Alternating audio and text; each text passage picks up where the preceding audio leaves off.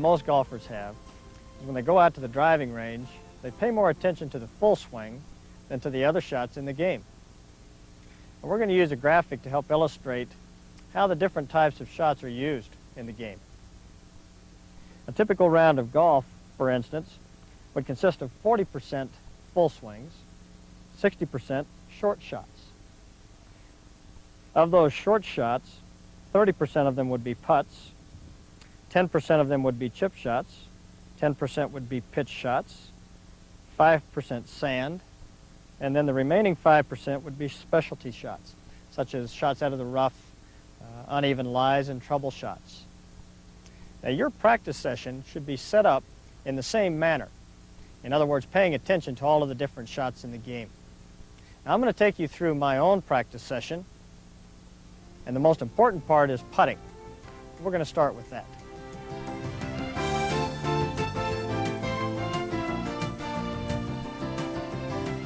Now, the short game makes up over 60% of your overall score in a game of golf. And the most important part of the short game is putting. Now, practicing this part of the game is also the most boring part. In other words, all you're doing is rolling a ball along the ground. You don't get the thrill of watching it fly through the air. But it's the most important shot in golf. And your practice time, you're trying to develop a couple of things. One, a mechanically sound, consistent stroke. And secondly, a good feel for distance. Now, we're going to take you through a series of drills that will help you accomplish both of those things. And this first drill, we're concerned with helping you develop a mechanically sound, straight back, straight through stroke. As you can see, we've laid two boards down on the green.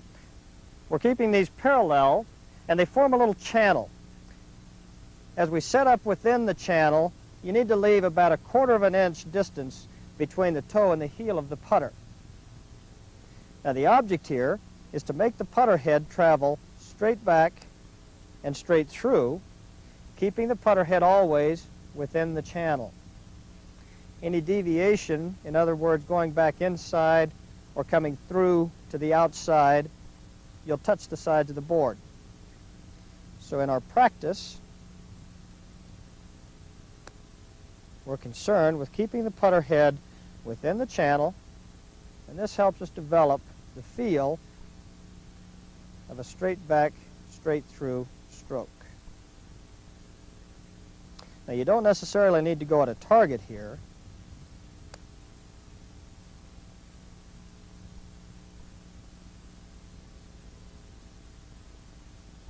You don't need to go at a target. You're just concerned with making the putter head go straight back and straight through. This is an excellent drill in helping you develop a mechanically sound stroke. This next drill will help you establish a relationship between length of stroke and distance putted. We call it the progression drill. As you can see, we've got the golf balls lined up in a straight line back away from the hole. Starting with the closest ball, you'll set up and make your stroke. As you work back along the line, you'll find that the stroke must become progressively longer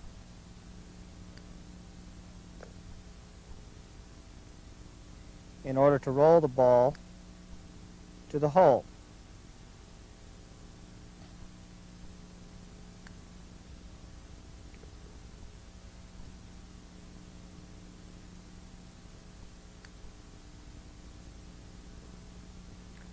Now, the number of balls that you hit can be anywhere from 6 to 8 balls.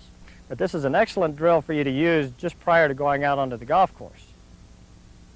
This next drill we call the target drill. As you can see, we've placed these balls in a circle, and in the middle of the circle, we've placed a tee. Now, the purpose here is to bring your focus into a much smaller, tighter target than an actual hole on the putting green. The object here is to roll the ball at the tee.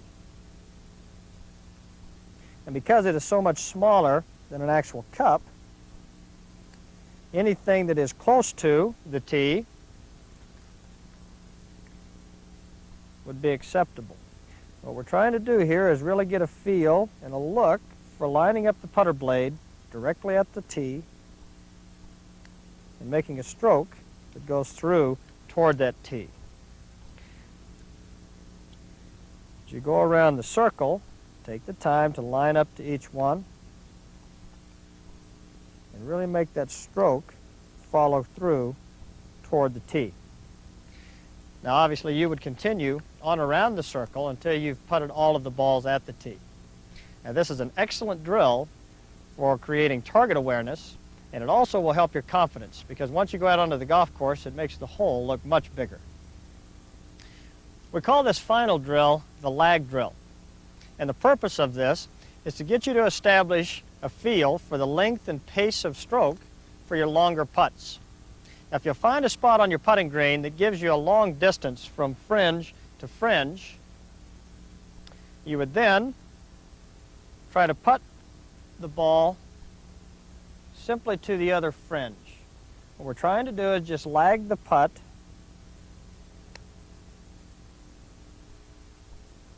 to the other fringe. And what we're helping to establish there is a feel for the length and the pace of the stroke for longer putts. The tendency with these longer putts is to involve either the body or the hinging of the wrists. And this helps you develop a feel for keeping the hands firm, the body quiet as you make a longer stroke. Now we're not going at a hole here, we're just simply rolling the ball toward the other fringe. Now, having done that, I would use maybe 6 or 8 golf balls, putt them from 35 to 40 feet, walk down, come in another 10 feet, putt right back to the other fringe. That helps you again in establishing the feel for the longer strokes. Now the drills that we've discussed, I will go through 2 to 3 times. In other words, I'll repeat those drills 2 to 3 times in my own practice session. If you'll work that into your practice, you'll become a more consistent putter.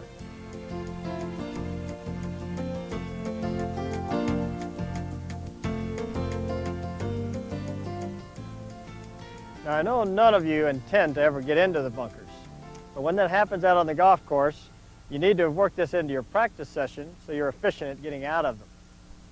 Now when I do my practice session in the bunker, I concentrate on a couple of things.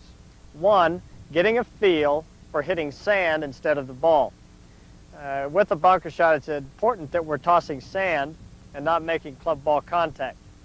First thing I do when I walk into the bunker to start my practice session is make a few swings with the club, not even trying to hit a ball, just simply laying the club open and making some swings down into the sand.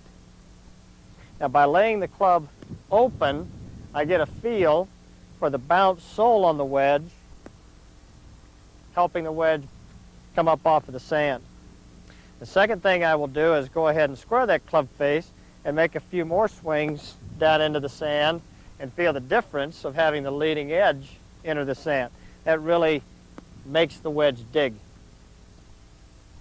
Now as I start my practice session, I'm going to be concentrating first of all on just the mechanics of the stroke, making sure that I've got the ball positioned correctly in my stance,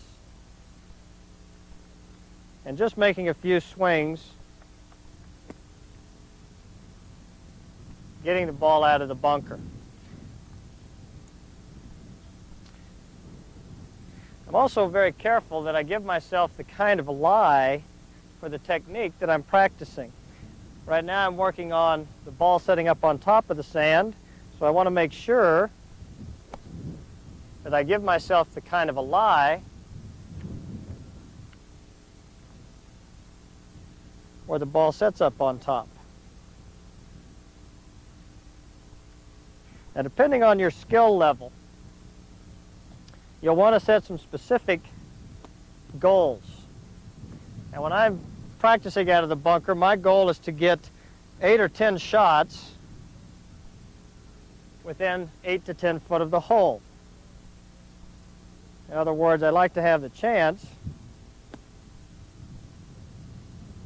to get these shots up and down out of the bunker. Now depending on your skill level, you may have a goal of just getting the ball out of the bunker consistently. If you're a fairly good player, you may be thinking about getting the ball close to the hole where you can get it up and down out of the bunker. But depending on your skill level, set some specific goals when you walk in here to practice. Now, as I mentioned, the first shot that I practice is with the ball sitting up on top of the sand. Probably 90% of the time out on the golf course, this is the shot you'd be faced with. Occasionally, the ball will bury in the bunker, so you need to give that some practice as well. Again, I take a few practice swings first to acquaint myself with setting up properly. Here I'm playing the ball in the center of my stance and squaring everything up, leaning the weight forward to produce an angle, and I make a few practice swings just to pick and chop down into the sand. Getting used to creating that angle that will get the club under the ball.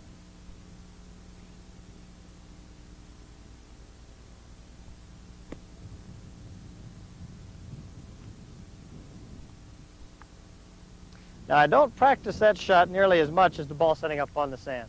Again, I don't run into that very often out on the golf course.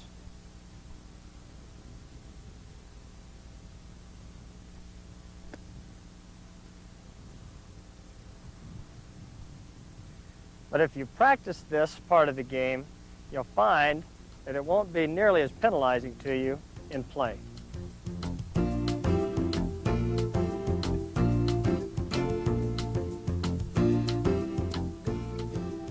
As I continue my short game practice routine, we're going to start moving away from the green. Now, these shots are going to include chips and pitches. Starting here, I'm going to hit some chip shots. Now, we've got a few different targets set out on the green to illustrate the different types of distances that you would be faced with on the golf course. Now, I've got with me a 9-iron, a 7-iron, and a 5-iron. I use club selection to vary the distance that I hit these shots instead of varying the swing. I use the 9-iron for the short, the 7-iron for the medium, and the 5-iron for the longer shot. Now, as I set up to practice, what I'm being aware of is where the ball lands on the green and then how the ball rolls from there.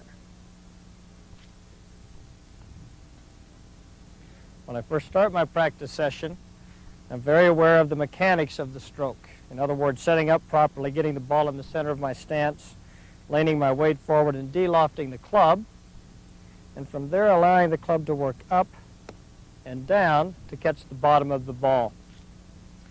And I'm trying to land that ball very near to me and let the loft of the club roll it the rest of the way to the hole.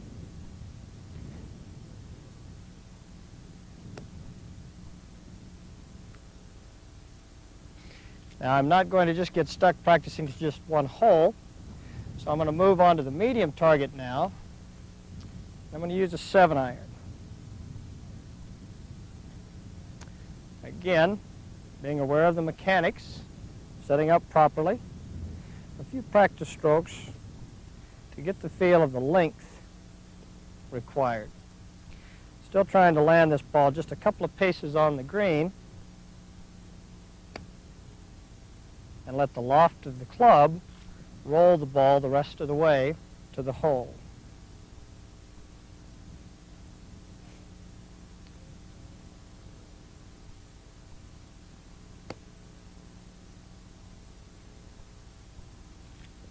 Now, I'll continue this practice with several balls until I'm satisfied that I have achieved a consistent result. Now I'm going to move on to the 5-iron. 5-iron I would use for my longest chip shots. And notice here that I keep the stroke relatively the same length on both sides.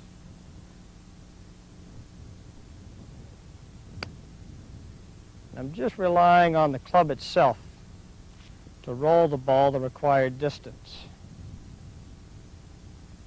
Remember, when you're practicing your chip shots, don't get stuck with just one club. Vary the club to vary the distance you hit shots, and don't just practice to one target.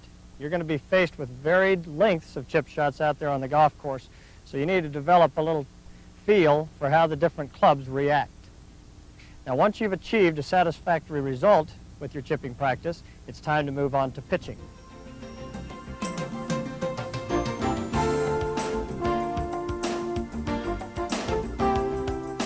As I move further back from the green and start working on my pitch shots, I'm going to add a lot of variety to my practice because you run into a variety of these shots on the golf course.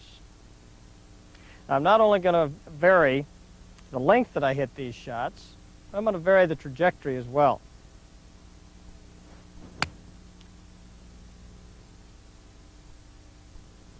My pitching practice will consist of varying the target distance-wise, and that means I have to vary the swing length to vary that distance. Now, I don't hit more than about 5 shots to the same target. You can kind of get stuck in a rut that way.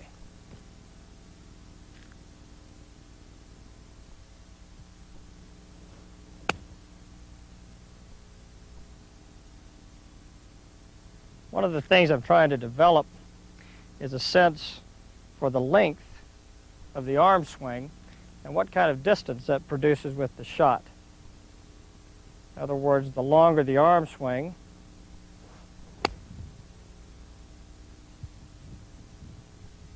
the longer the shot will go.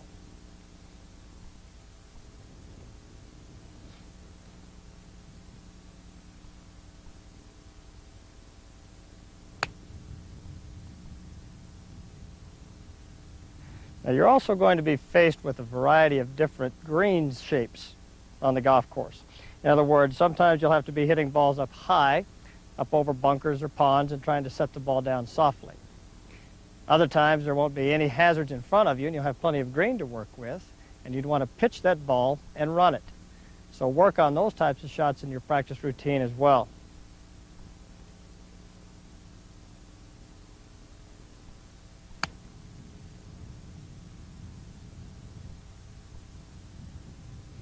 A good low running shot like that can come in handy.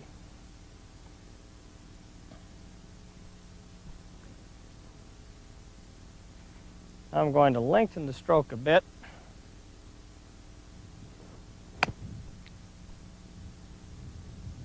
That also heightens the trajectory at which the ball flies.